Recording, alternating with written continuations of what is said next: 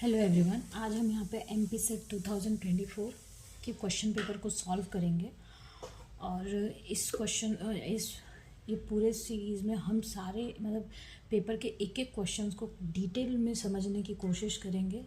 ये question papers में जितने भी प्रॉब्लम्स हैं ये आपको आपके सेट एग्ज़ाम्स के प्रिपरेशन में या बाकी नेट एग्ज़ाम्स के प्रिपरेशन में या किसी कॉलेज एंट्रेंस एग्ज़ाम्स के होते हैं पीएचडी के एंट्रेंस के पीएचडी के लिए, तो उसमें ये सारे क्वेश्चंस आपको हेल्प करेंगे। सो लेट्स शुरू करते हैं कि द फ्लक्स, फर्स्ट क्वेश्चन है हमारा कि the flux of a vector field function, this is the field function through an unit cube, यानी हमारा जो क्यूब है वो कैसा है, वो यूनिट है। क्यूब क्या है, यूनिट है। यूनिट का क्या मतलब है, यूनिट का मतलब है कि हमारा x का जो लिमिट है वो भी 0 to 1 जा रहा है, y का है वो भी 0 to कहाँ जा रहा है, 1 जा रहा है, z के लिए भी वो 0 to कहाँ जा रहा है, 1 जा रहा है।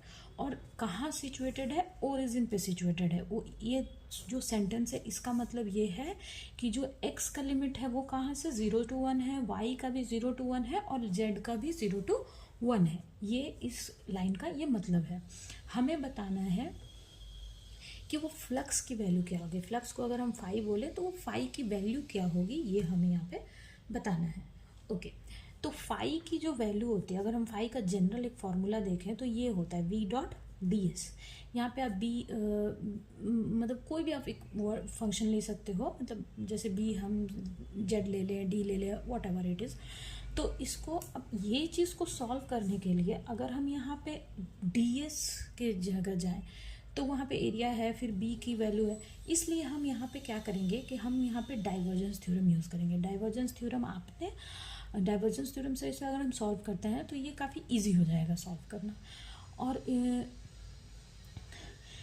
डाइवर्जेंस थ्योरम को आपने वेक्टर्स में पढ़ा ही होगा। और डाइवर्जेंस थ्योरम क्या होता है, so according to divergence theorem क्या होता है, अगर हम उसकी एक जनरल फार्मूला लिखते हैं तो ये हो जाएगा हमारा b dot D S, that is surface integral is equals to del dot phi. Phi एक कोई भी फंक्शन है, डॉट v क्या है, यानी कि वॉल्यूम इंटीग्रल। ठीक है, ये होता है डाइवर्जेंस थ्योरम हमारा, ये है। ठीक है, तो हम इस चीज़ को यहाँ पे लिखेंगे। अब यहाँ पे तो फंक्शन हमारा किस चीज़ से रिप्रेजेंट है, v वेक्टर से रिप्रेजेंट है, और यहाँ पे हमारा वॉल्यूम भी v है। तो अगर हम इसे किसी और चीज़ से रिप्रेजेंट कर लें, सपोज करो कि हम इसे b से अच्छा ठीक है, v रहने देते हैं। ठीक है, तो v से रिप्रेजेंट करते हैं तो क्या होगा, del dot v is equals to क्या हो जाएगा, D D X I cap plus D D Y Z J cap D D Z K cap, और ये वेक्टर v का क्या है, y cap I 2x y plus Z square J plus 2yz K cap. ठीक है, इसको हम solve करेंगे तो ये हमारा आ जाएगा, सॉल्व करेंगे तो हमारा जाएगा 2x प्लस 2y, यानी कि डेल डॉट v की वैल्यू हमारी कितनी आ गई, 2xy। अब इस चीज़ को अगर हम इसमें पुट करें, यहाँ पुट कर दें तो ये हमारा क्या, इसको हम फाई बोल देते हैं क्योंकि this is equals to phi, तो हम इसको फाई बोल देते हैं। तो यानी कि फाई इज इक्वल्स टू कितना हो जाएगा, volume integral 2x plus 2y del v। तो v क्या होगा, वॉल्यूम है, तो dx dy dz। अब इसको यहाँ रखें तो ये हो जाएगा 2x plus 2y dx dy dz।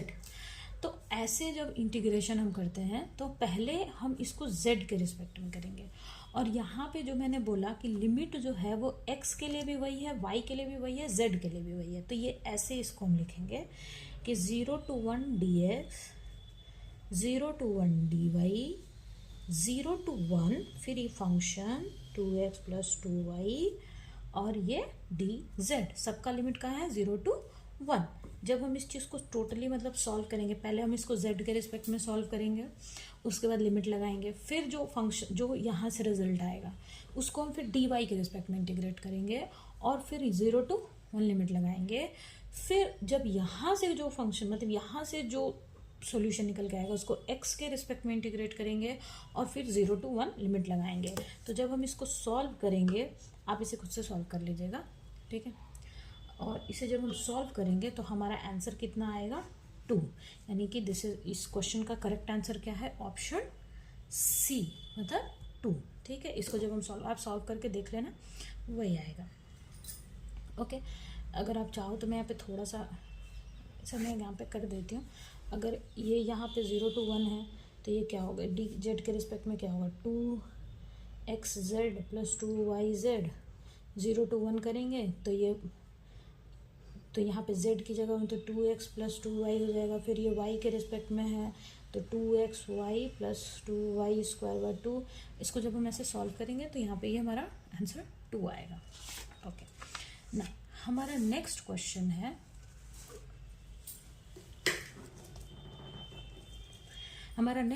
है, कि द सिस्टम ऑफ 3 लीनियर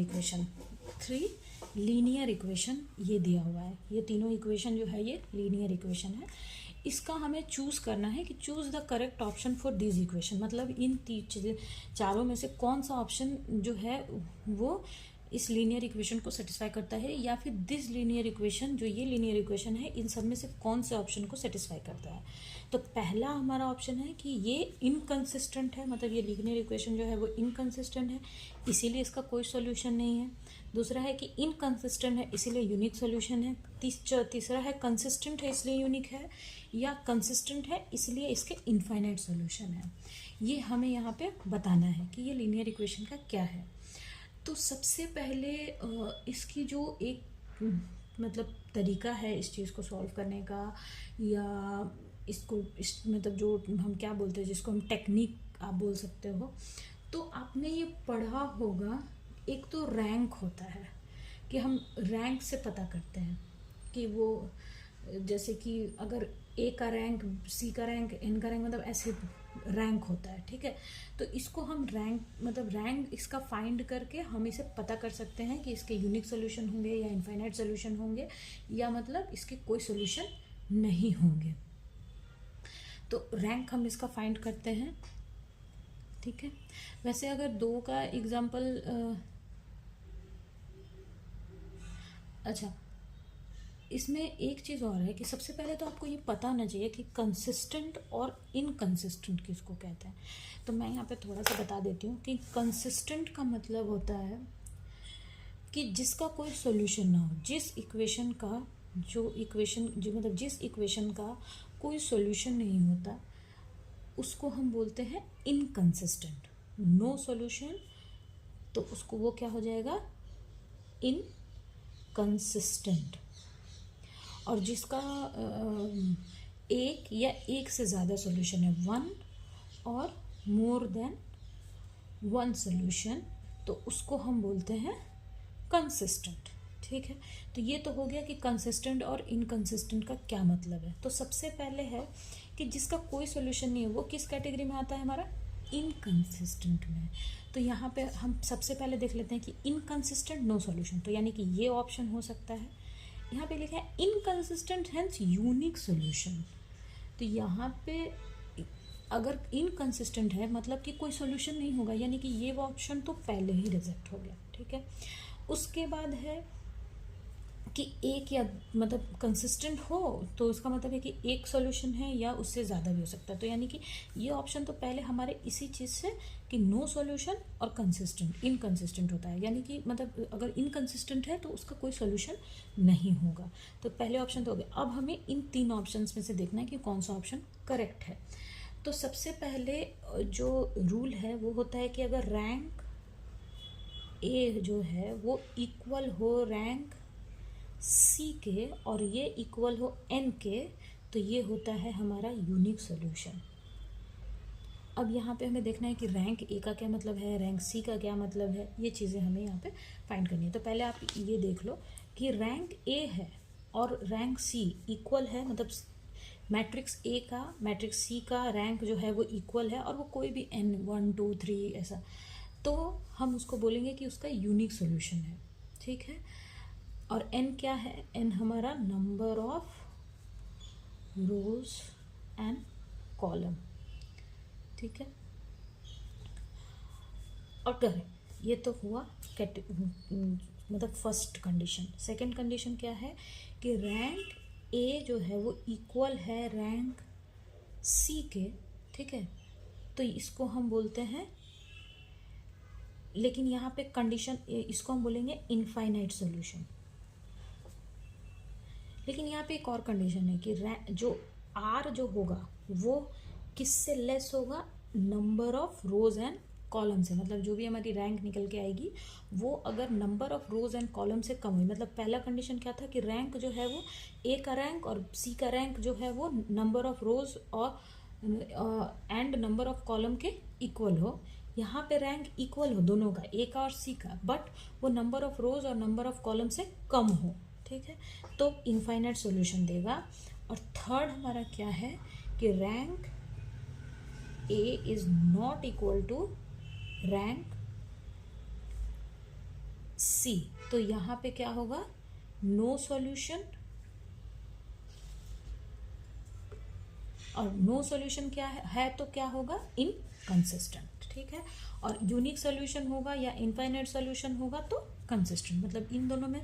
हाँ, तो अब यहाँ से हमें पता चल गया कि अगर हमारा रैंक ए और रैंक सी के इक्वल नहीं आता है तो नो सॉल्यूशन, तो सॉल्यूशन नहीं है तो क्या होगा, इनकंसिस्टेंट। लेकिन अगर हमारा कंसिस्टेंट आ जाए, है ना, मतलब तो तब हमें ये पता करना पड़ेगा कि उसका यूनिक सोल्यूशन होगा कि इनफाइनाइट सोल्यूशन होगा, तो हम ये क्राइटेरिया यूज़ करेंगे, ठीक है। अब हमें यहाँ पे रैंक निकालना है, ओके। तो रैंक निकालने के लिए सबसे पहले हमें इस जो हमारे ये जो लीनियर इक्वेशंस है इनको हमें मैट्रिक्स के फॉर्म में लिखना पड़ेगा। तो इसको अगर हम मैट्रिक्स के फॉर्म में लिखेंगे तो हम इसको ऐसे लिख सकते हैं कि हमारा फर्स्ट क्या है, x minus Y plus 4z is equals to 5, 2x minus 3y plus 8z is equals to 4,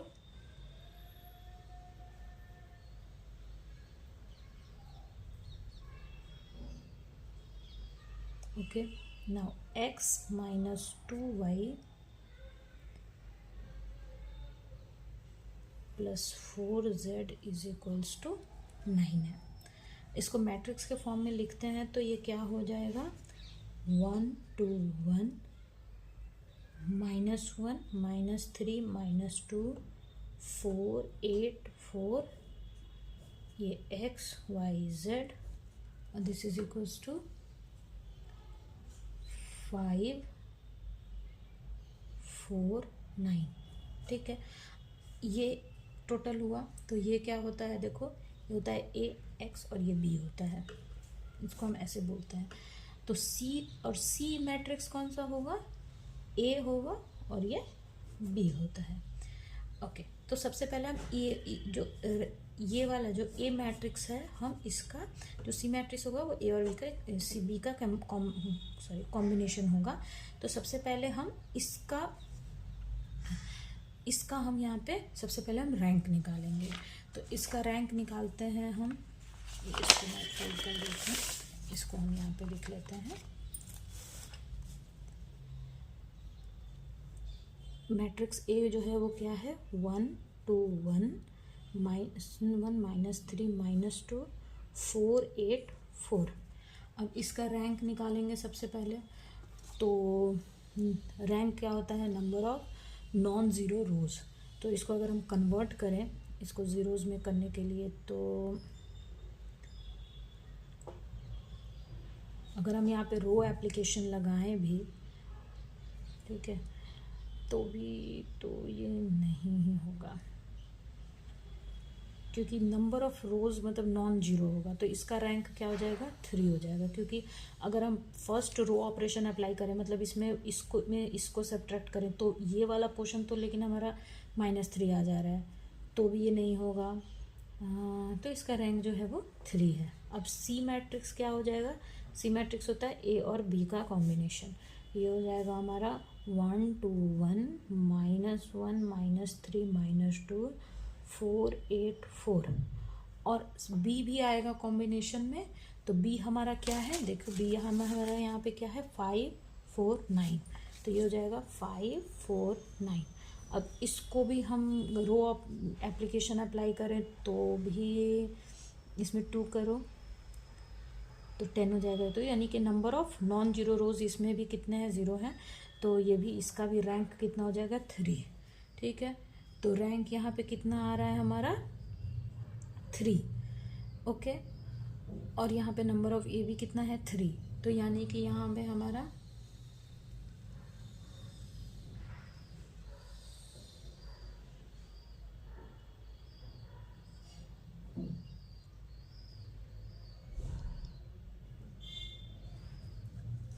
एक second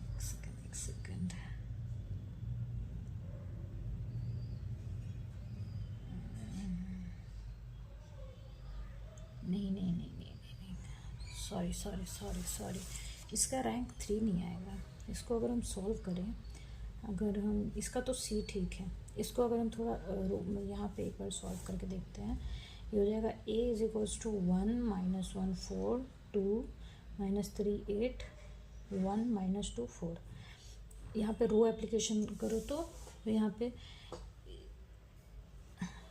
R3 is R3 minus R1, तो ये हो जाएगा हमारा 1 माइनस 1 4 2 माइनस 3 8 और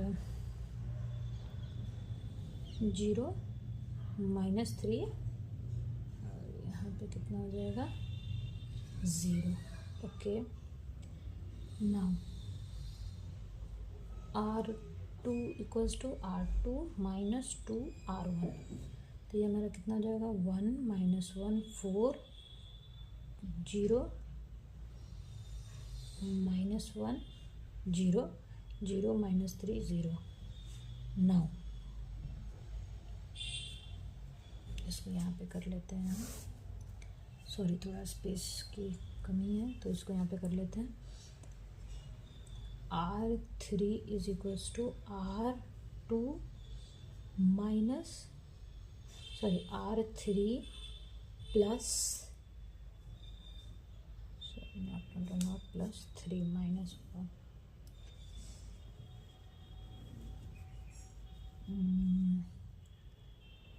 इसमें हम 3 इंटू कर दें और फिर माइनस कर दें, है ना। तो R3,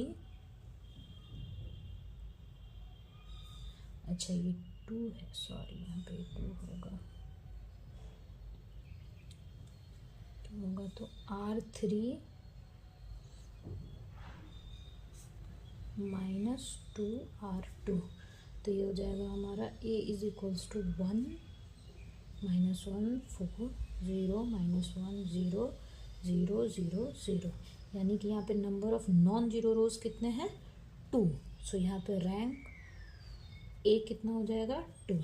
ठीक है, so therefore rank a is 2 and rank of C is 3.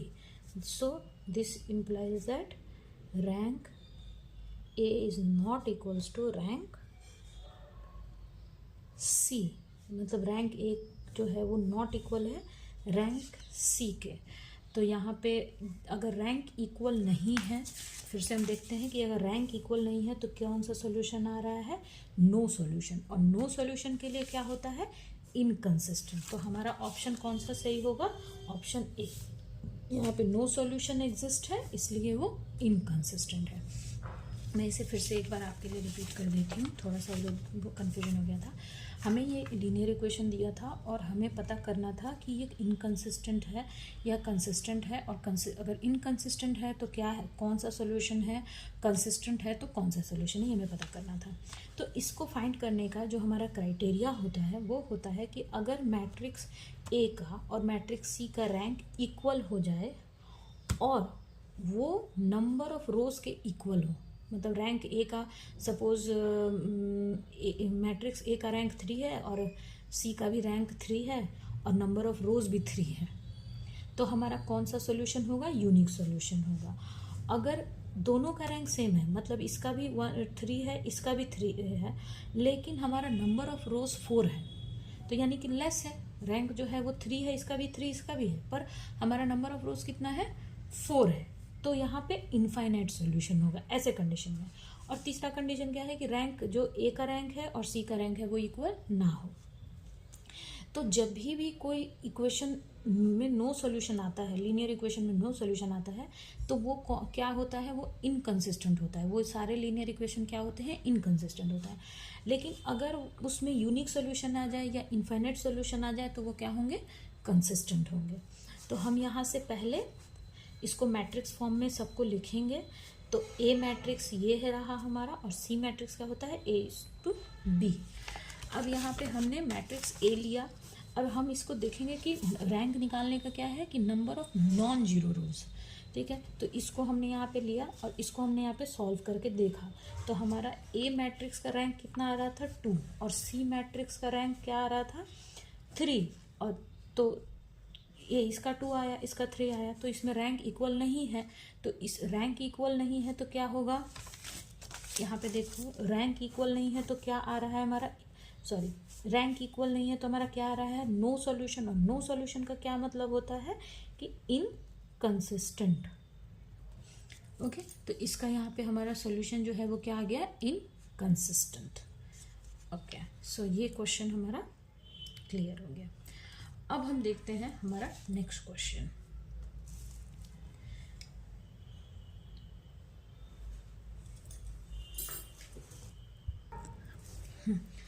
Now using a Cayley-Hamiltonian theorem, the inverse of the matrix, हमें इस थ्योरम को फाइंड कर मतलब यूज करके इस मैट्रिक्स का इन्वर्स पता करना है इस क्वेश्चन में। ये है बी सी, और लास्ट में हमारा क्या है कि inverse matrix does not exist as the given matrix has no real eigenvalues. तो यहाँ पे क्वेश्चन में हमें दिया हुआ है कि हमें कौन सा थ्योरम पता करना है, लेकिन एग्जाम्स में हमें अगर थ्योरम यूज़ करने के लिए दिया है that is okay, but exam में देखो इन्वर्स जो पता करने का जो हमारे पास शॉर्ट ट्रिक्स भी है ना, हम उसको भी यूज़ करके पता कर सकते हैं, क्योंकि वहाँ पे तो कोई देखने वाला है नहीं कि हमने कौन सा थ्योरम यूज़ किया या नहीं किया। वहाँ पे एग्ज़ाम्स में क्या होता है, हमें ऑप्शन मिलना चाहिए या हमारा आंसर आना चाहिए। अगर थ्योरम यूज़ करने से अगर क्वेश्चन हमारा लेंदी होता है तो हमारे पास जो शॉर्टकट मेथड है वो हम उसे ही यूज़ करेंगे। लेकिन अब मैं यहाँ पे जो सॉल्व करा रही हूँ तो मैं इस थ्योरम को ही यूज़ करके सॉल्व कराऊंगी यहाँ पे क्वेश्चन में। तो इस थ्योरम के अकॉर्डिंग क्या होता है, ये थ्योरम जो हमें दिया है इसके अकॉर्डिंग क्या ये थ्योरम क्या बताता है वो मैं थोड़ा बता देती हूँ। कि इस थ्योरम में बोलता है कि एवरी स्क्वायर मैट्रिक्स जो होता है, जितने भी स्क्वायर मैट्रिक्स होते हैं वो सारे अपने मतलब उनके जो कैरेक्टरिस्टिक्स इक्वेशन होते हैं उसको सेटिस्फाई करता है। वो कैरेक्टरिस्टिक्स इक्वेशन क्या है कि del A lambda I is equals to 0। Okay, determinant of A minus lambda I is equals to 0, और ये मॉड में रहता है। ये हमारा कैरेक्टरिस्टिक्स इक्वेशन है, इसको हर एक स्क्वायर मैट्रिक्स इस कंडीशन को वो सेटिस्फाई करता है, ठीक है। ये हमारा, और इसको हमें यूज़ करके यहाँ पे इसका इन्वर्स मैट्रिक्स निकालना है, ठीक है। तो शुरू करते हैं। तो यहाँ पे हो जाएगा, देखो हमारा इसको हम मैट्रिक्स ए बोल देते हैं। तो ये हो जाएगा cos theta sine theta minus sine theta cos theta और लेम्डा आई। तो माइनस लेम्डा और आई मतलब 0 0 1, दिस इज इक्वल्स टू 0। तब ये हो जाएगा, देखो cos theta minus lambda minus sine theta cos theta minus lambda is equals to 0। अब इसको डिटर्मिनेंट निकालना है इसका। तो ये देखो इसको हम ऐसे करेंगे, कॉस थीटा माइनस लेम्डा का स्क्वायर आ जाएगा minus sine square theta is equals to 0। अब इसको हम सॉल्व करें, तो इसको जब हम सॉल्व करेंगे तो ये आएगा हमारा lambda square minus 2 cos theta lambda plus 1 is equals to 0। अब इसको लेम्डा को स्क्वायर को अगर हम 1a बोल देते हैं तो ये हो जाएगा, अगर हम यहाँ पे lambda is equals to a put करते हैं तो ये हो जाएगा a square minus 2 cos theta a plus 1, ठीक है। अब ये क्वेश्चन हमारा इक्वेशन आ गया a square minus 2 cos theta a plus 1 is equals to 0। पीछे स्पेस है, ओके, ठीक है। थोड़ा यहाँ पे इसको हम इक्वेशन नंबर 1 बोल देते हैं। अब हम क्या करेंगे कि यहाँ पे दोनों साइड ना -1 से क्या करेंगे, मल्टीप्लाई करेंगे।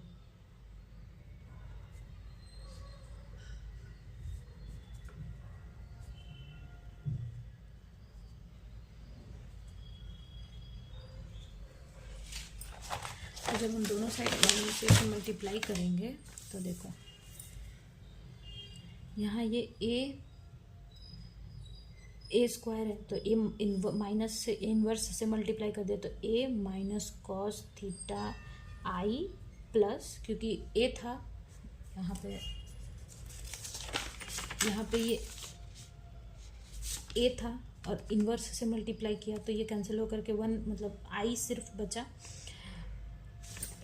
और यहाँ पे ये हो जाएगा A inverse is equals to 0। ठीक है, अब यहाँ पे देखो A inverse is equals to ये इधर जाएगा तो हो जाएगा 2 cos theta I plus minus A, correct. तो ये होगा देखो 2 cos थीटा और आई क्या है 0 1 0 0 1 और माइनस ए, तो ए हमारा क्या है cos theta sine theta minus sine theta और कॉस थीटा, ये हमारा ए है। तो ये हो जाएगा 2, अब ये माइनस में है और ये 2 कॉस है तो हो जाएगा 2 cos theta 0 0 2 cos theta minus cos theta sine theta minus sine theta cos theta. Okay, अब इसको हम सॉल्व करेंगे तो ये हो जाएगा cos theta minus sine theta cos theta, यानी कि हमारा ए इनवर्स कितना आ गया cos theta minus sine theta cos theta.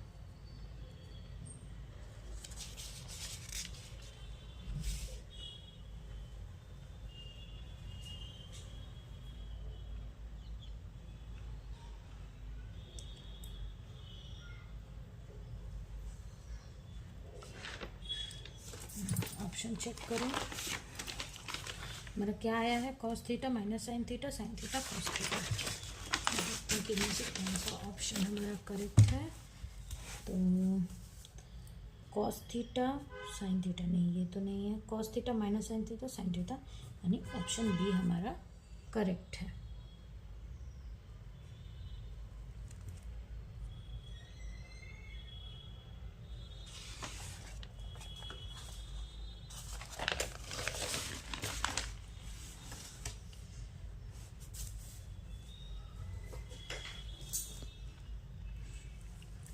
Okay, now question number 4 for a basis, मतलब ये इसका 54 होगा आप क्वेश्चन पेपर में। अच्छा, मैंने क्वेश्चन पेपर इसका अपलोड कर दिया है, आपको अगर यहाँ पे कोई भी क्वेश्चन में कोई भी प्रॉब्लम हो तो आप शॉर्ट वीडियोस में जाके इस क्वेश्चन पेपर को देख करके आप क्वेश्चन को क्लियर कर सकते हैं।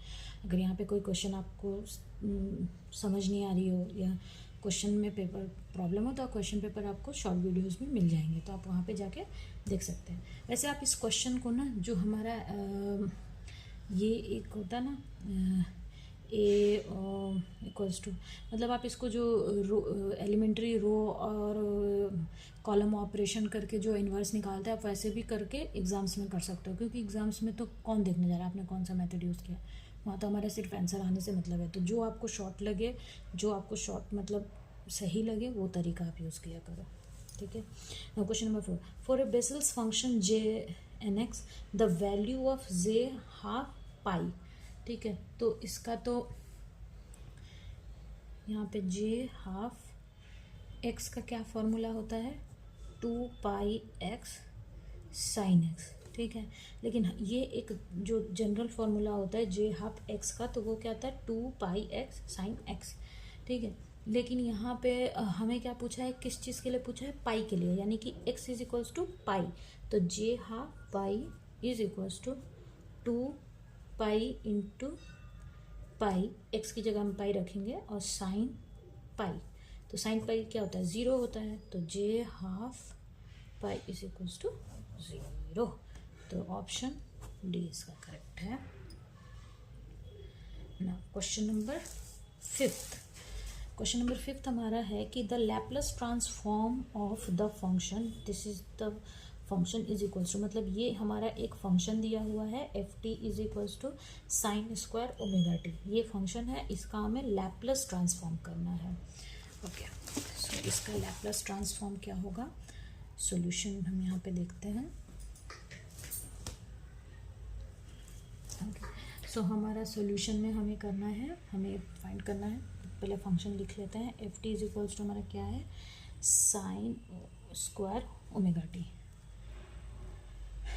हमें इसका लैपलेस ट्रांसफॉर्म करना है, तो L sine square omega T is equals to क्या होगा, लैपलेस ट्रांसफॉर्म ऑफ, अब देखो साइन स्क्वायर थीटा को हम क्या लिखते हैं, 1 माइनस कॉस 2 थीटा बाई 2, ये होता है ना। तो इसको हम इस चीज़ में ब्रेक कर लेंगे पहले, तो ये हो जाएगा 1 minus cos 2 omega T divided by 2। अब इसका लैपलेस ट्रांसफॉर्म अलग, इसका लैपलेस ट्रांसफॉर्म हम अलग कर सकते हैं, तो पहले हम 1/2 को कॉमन ले लेंगे और ये हो जाएगा Laplace transform of 1 minus Laplace transform of 2 cos 2 omega T. 1 का लैपलेस ट्रांसफॉर्म क्या होता है, 1/s, और कॉस 2 ओमेगा का क्या होगा, कॉस का क्या होता है, कॉस थीटा का अगर हम जनरल लें तो क्या होगा, एस ए स्क्वायर, सॉरी इसको अगर हम ए, मतलब यहाँ पे जैसे हम ए टी लिख लें, कॉस ए टी, तो इसका क्या होगा, एस स्क्वायर प्लस ए स्क्वायर। तो ऐसे यहाँ पे 2 ओमेगा है, तो ए की जगह पे क्या आएगा, 2 ओमेगा, इस ये ए है हमारा, तो ये हो जाएगा S square plus 2 omega square, correct. अब हम इसको सॉल्व करते हैं, तो ये हो जाएगा हमारा एस स्क्वायर 2 ओमेगा का स्क्वायर, ये इधर जाएगा तो एस स्क्वायर प्लस 2 ओमेगा का स्क्वायर इधर जाएगा, तो ये माइनस एस स्क्वायर, ये इससे कैंसिल हो गया, ये हो जाएगा 2, तो 2 ओमेगा का स्क्वायर कितना हो जाएगा, 4 omega square by 2 S square 2 omega का स्क्वायर, तो ये इससे कैंसिल हो जाएगा 2। तो Laplace transform of sine square omega T is 2 omega square divided by S square plus 2 का whole square. This is our solution. देखते हैं कौन सा ऑप्शन हमारा मैच करता है, हमारा 2 ओमेगा आना चाहिए, यानी ऑप्शन ए, तो यानी हमारा ऑप्शन ये करेक्ट है। ओके, सो आज इतना ही, कल बाकी क्वेश्चन नंबर 6 से हम कल डिस्कस करेंगे। Thank you everyone. प्लीज़ मेरे चैनल को आप सब्सक्राइब कर दें, लाइक कर दें।